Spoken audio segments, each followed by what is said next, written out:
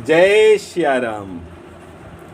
जय शंभुनाथ दिगंबरम, जय शंभुनाथ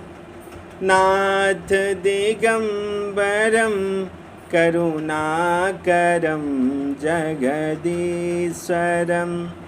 भवतारणं भयहारणं, भवतारणं भयहारणं, करुणाकरं जगदीश्वरम।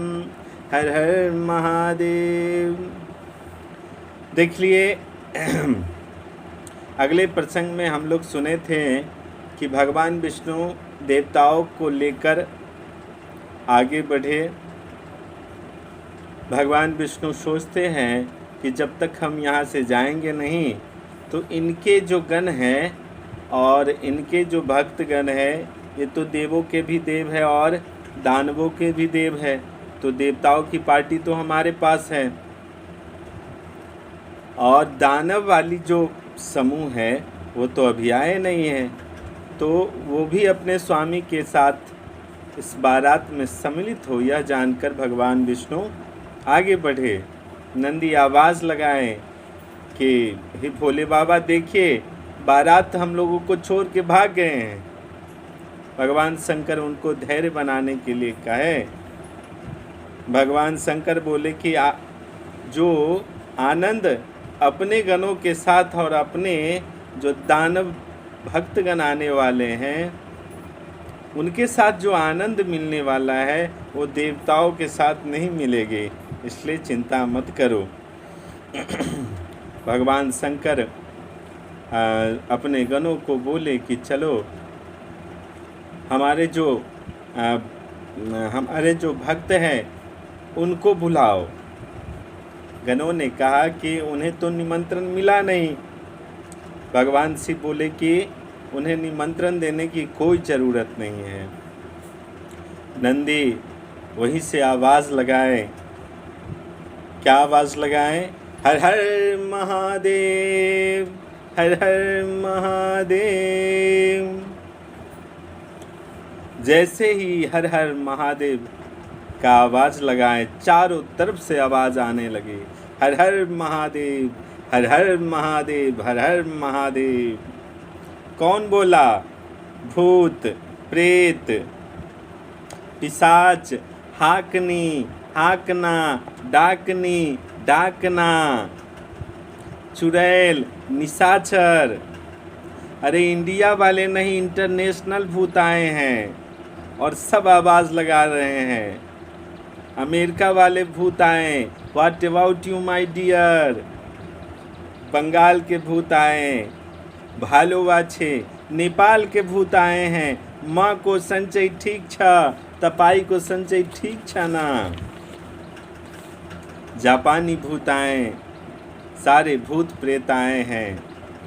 हमारे तुलसीदास जी महाराज लिखते हैं, बाबा लिखते हैं, शिव अनुशासन सुनी सब आए, अजय शिव अनुशासन सुनी सब आए, प्रभु पद जलज शेष तिन्ह नाए, नाना वाहन नाना वेसा, बिह से सब बिह से शिव, समाज निज देखा।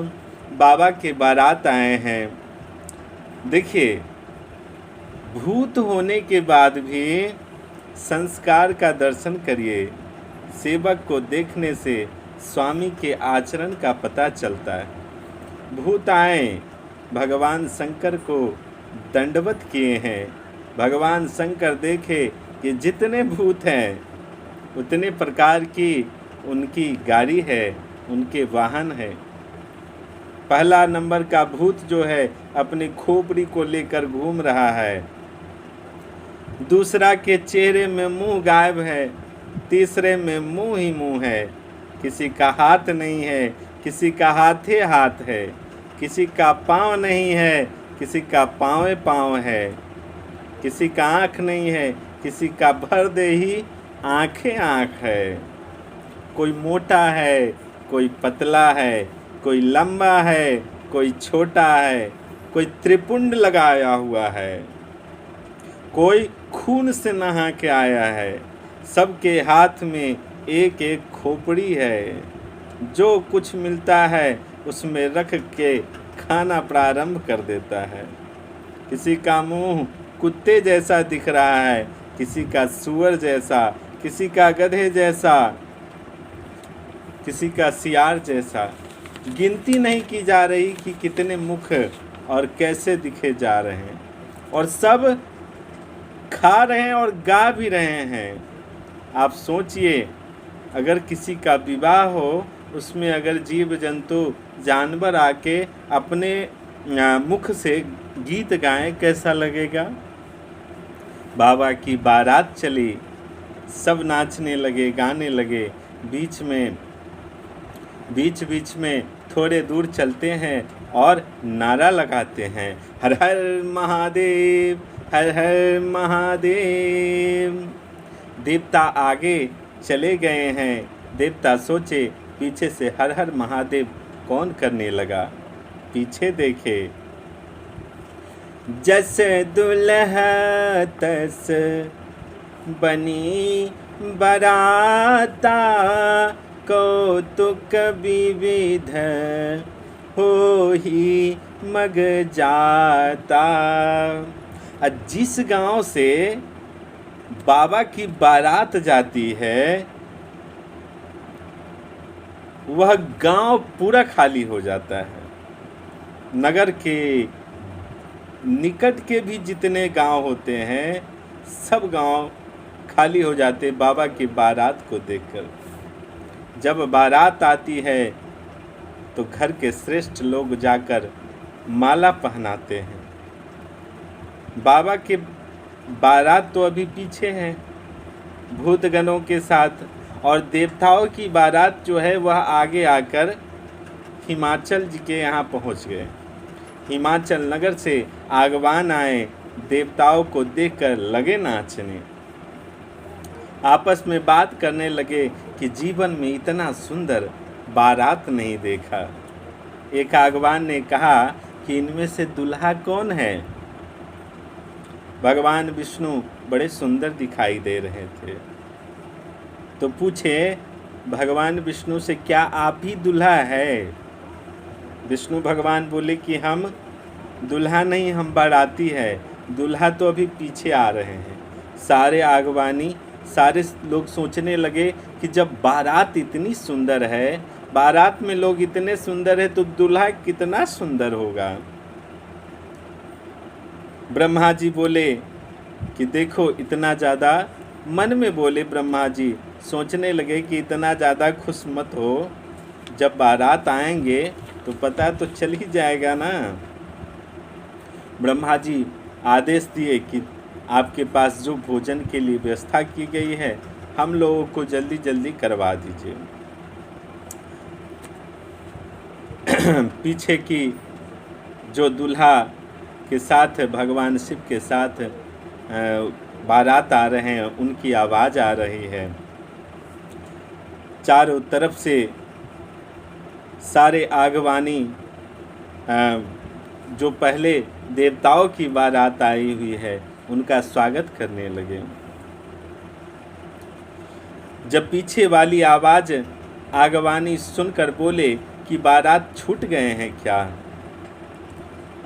आगवानी बोले कि बताइए कितने लोग अभी बचे हुए हैं, उनके लिए भी व्यवस्था करना पड़ेगा। आगवानी को आकाश में उड़ता हुआ भूत दिखाई दिया और चारों तरफ से भूत प्रेत टूट पड़े। आगवानों के सारे सवारी भागे, छोटे छोटे बच्चे भागे हैं। भागकर घर में आए, घर में जाकर दरवाज़ा बंद कर लिए। माता पिता बोले कि खोलो गेट। बच्चे बोले कि दूल्हा आया है कि यमराज आया है। जो भी दूल्हा आता है वो कुछ न कुछ मुख में लगा के आता है। ये कौन सा दूल्हा है जो भस्म लगा के आया है। जो भी दूल्हा आता है विवाह में सोना चांदी पहन कर आता है, ये दूल्हा तो सांप पहन के आया हुआ है और इसके साथ भूत प्रेत है। सारे बच्चे अपने अपने माता पिता को बता रहे हैं। अपने माता पिता को बच्चे बोले कि मत पूछिए पिताजी, अरे ये दूल्हा तो नंगा आया है। तब माताओं ने बच्चों को समझाया और सुलाया। इधर माता मैना सखियों को लेकर परीक्षण करने चली। एक माता को पता चला कि दूल्हा बड़ा खतरनाक आया है। मैना मैया सोने के थाल लेकर पहुंची भगवान शंकर के पास। एक तो भगवान शंकर का स्वरूप विकराल था और जैसे ही मैना मैया के पास गई और मैना मैया जैसे ही देखी तो भगवान शिव उनको देखकर मुस्कुरा दिए। एक तो उनका स्वरूप विकराल, ऊपर से मुस्कुरा दिए और भयानक लगने लगे। मैना मैया यह देखकर गिर गई, बेहोश हो गई। सारी सखियाँ भीतर भागी। मैना मैया पार्वती जी को गोद में लेकर लगी रोने कि ब्रह्मा जी पगला गए हैं, मति बिगड़ गई है, कल्प वृक्ष के फल को बबूल में लगा दिए हैं, पर्वत से कूद जाऊंगी, जल जाऊंगी, लेकिन जीते जी इस पागल के साथ अपने पुत्री का विवाह नहीं करूंगी। एक सखी बीच में ही बोल दिए कि इस विवाह को करवाने वाला कौन था। नारद जी याद आ गए। जैसे हमारे समाज में अगुआ के लोग कौन कौन गाली नहीं देते हैं। मैना मैया ने क्या क्या नहीं सुनाया नारद जी को। पार्वती जी ने फिर समझाया। व्यर्थ में किसी को दोष न लगाएं। सखियों ने पूछा पार्वती जी से कि हे पार्वती, क्या तुमने ऐसे ही विकराल, ऐसे ही भयानक वर के लिए तपस्या की थी? तब पार्वती मैया क्या कहती है, हमार जोगिया हो, हमार जोगिया, डिम डिम डमरू बजावे ले हमार जोगिया। आशीष गंगा जी के धार, शीस गंगा जी के धार, सोहे चंद्रमा लीलार, सोहे चंद्रमा लीलार, अंग विभूति रमावे ला हमार जोगिया, हो डिम डिम डमरू बजावे ला हमार जोगिया। इधर नारद जी ऋषि मुनियों के साथ हिमाचल जी के पास आए और सारी पार्वती जी के पूर्व सती जन्म की कथा सुनाए। इस जन्म में आपकी बेटी के रूप में पार्वती नाम से अवतार लिए हैं। ये शिव के प्रिया है। हिमाचल जी जगदम्बा जानकर वंदन किए। नगर का पुनः श्रृंगार हुआ, भोजन कराया गया। ब्रह्मा जी के कहने पर शिव जी पीताम्बर पहनकर मंडप में प्रवेश किए। बाबा सिंहासन पर बैठे हैं। सखिया मेरी माँ को लेकर आई। मुनियों ने सबसे पहले गणपति भगवान का पूजन किया। देखिए, गणपति का मतलब ये नहीं है कि गणेश भगवान का पूजन किया। गणपति एक पद का नाम है। पूजन हुआ, इसके बाद वेद भगवान में विधि कराई गई। मुनियों ने सारे विधि पूर्वक उनका विवाह हुआ। पानी ग्रहण जब किन्ह महेशा, हिये हर से तब सकल सुरेशा, वेद मंत्र मुनि बर उच्चरहि, अजय जय जय शंकर सुर करहि, बाजहि बाजन विविध विधाना, सुमन वृष्टि नभ भय विधि नाना, हर गिर जाकर भयऊँ विवाहूँ, सकल भुवन भरी रहा उछाहूँ, सकल भुवन भरी रहा उछाहूँ। गोस्वामी जी कहते हैं, जैसे ही पानी ग्रहण हुआ सारे त्रिलोक में आवाज़ उठी, बोलिए उमापति महादेव की जय, बोलिए गौरी शंकर भगवान की जय। हिमाचल जी इतने सामग्री दिए जिसका वर्णन नहीं होता। शंकर जी उनको संतुष्ट किए। मैना जी क्षमा याचना की, बाबा ने उनको भी समझाया है। विदा के समय माँ ने एक बात कही कि बेटी, एक स्त्री के जीवन में पति को छोड़कर दूसरा भगवान नहीं होता। मैना जी और हिमबान जी अपनी पुत्री को समझाने लगे। देखिए, हमारे शास्त्रों में ऐसा ज्ञान दिया गया है कि पुत्री को कैसा ज्ञान दिया जाए।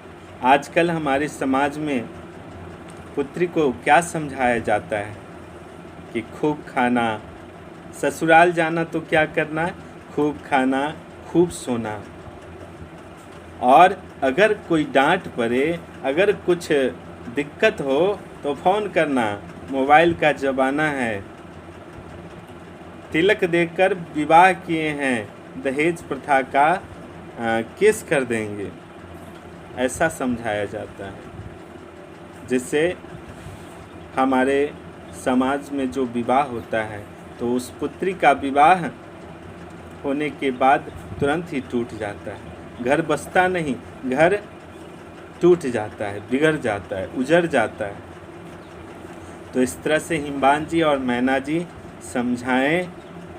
भगवान शंकर कैलाश आए, देवता विदा लेकर गए। अनेक काल बीतने पर कार्तिकेय जी का जन्म हुआ। बोलिए कार्तिकेय भगवान की जय। कार्तिकेय भगवान देवताओं के सेनापति बने, युद्ध में तारकासुर का अंत कर दिया।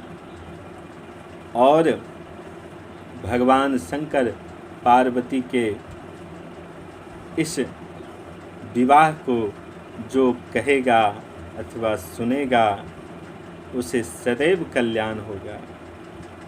तो अगला प्रसंग अगले भाग में, तब तक के लिए जय श्री राम।